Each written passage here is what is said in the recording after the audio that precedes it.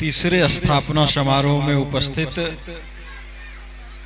यहाँ के स्थानीय जिला परिषद सदस्य पीयूष कुमारी जी, विजय जी, यहाँ पर उपस्थित हम लोगों के अभिभावक की तरह ब्रह्मदेव ब्रह्म जी, रमेश आत्मविश्वास साहब, यहाँ के सरपंच हमारे प्रमोद मंडल जी तथा समस्त इस इंस्टीट्यूट के सभी हमारे शिक्षकगण, हमारे संस्थापक डायरेक्टर महोदय तथा तमाम बच्चे बच्चियां, आज निश्चय ही बहुत हर्ष और गौरव की बात है कि रॉयल कोचिंग इंस्टीट्यूट जो है आज तीसरा साल पूरा कर लिया है।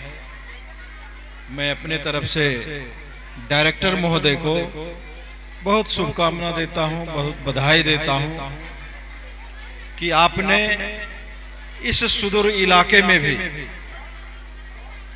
चूंकि जो हमारा बच्चा है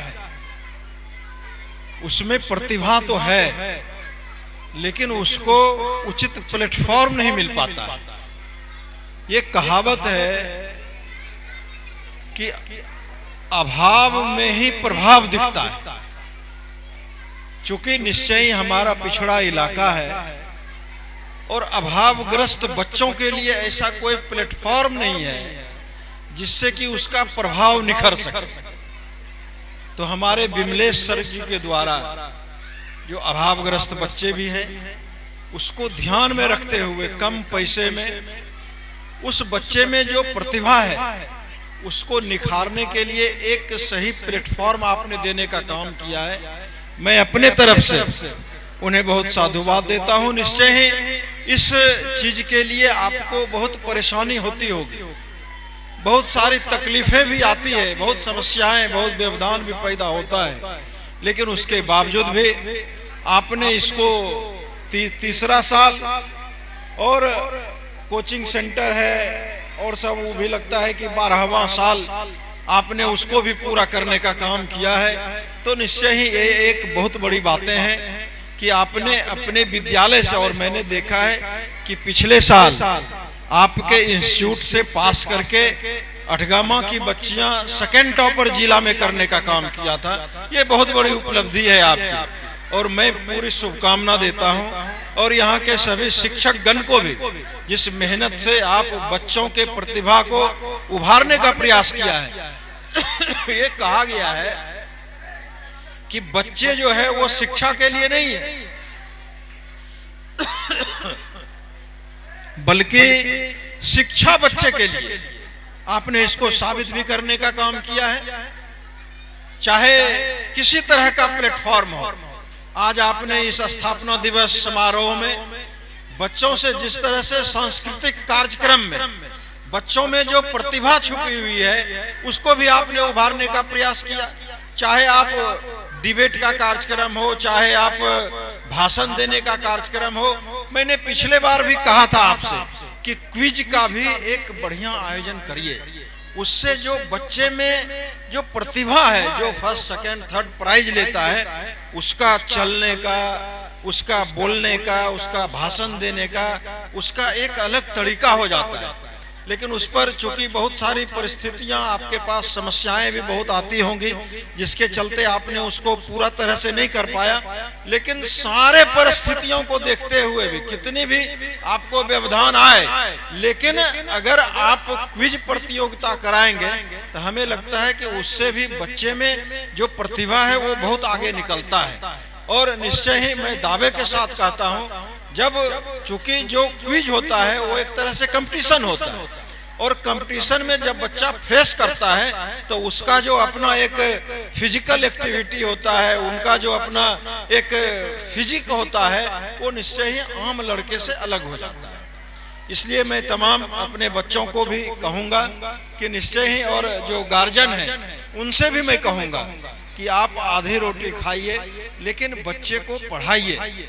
और बच्चे, ये रविंद्रनाथ टैगोर साहब ने कहा है कि प्रकृति से भी हमारे बच्चे दूर होते जा रहे हैं।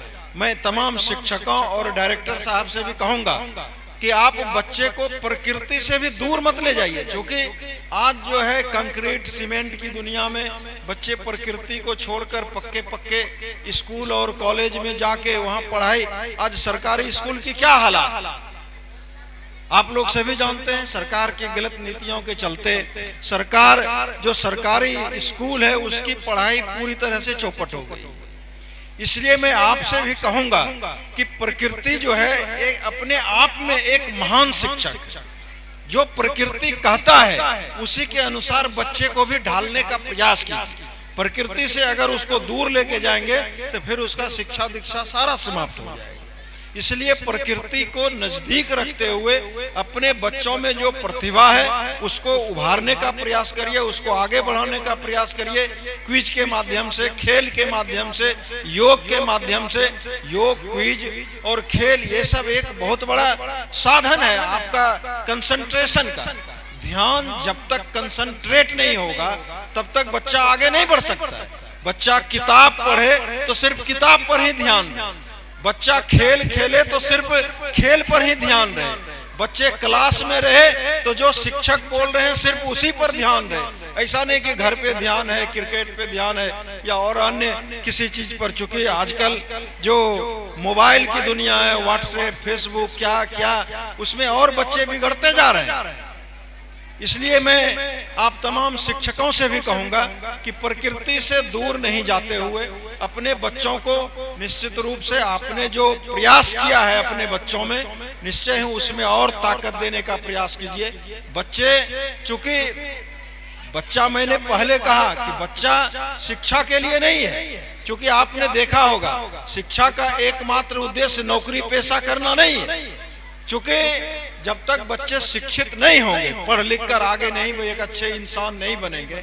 अब आप बात करिए सचिन तेंदुलकर की या धोनी की या विराट कोहली की, अगर उसके माँ बाप सोचते कि हमारा बेटा पढ़ लिख कर एसपीडीएम बनते तो उतना आज नाम नहीं कर पाते वो, जितना आज उन्होंने पूरे देश और दुनिया में नाम करने का काम किया है।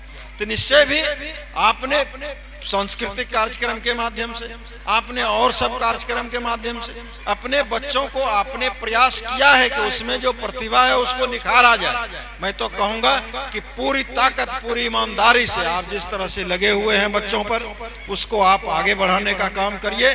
शुरुआत में कष्ट होती है, लेकिन जब आपके बच्चे SP, DSP, doctor, engineer, IAS, IPS बनेंगे तो बताइए आपका सीना कितना गर्व से चौड़ा होगा कि निश्चय ही आपने चाहे इंजीनियर्स की नौकरी हो, चाहे पॉलिटेक्निक की नौकरी हो, आप विमलेश जी उसको ठुकरा देने का काम किया है।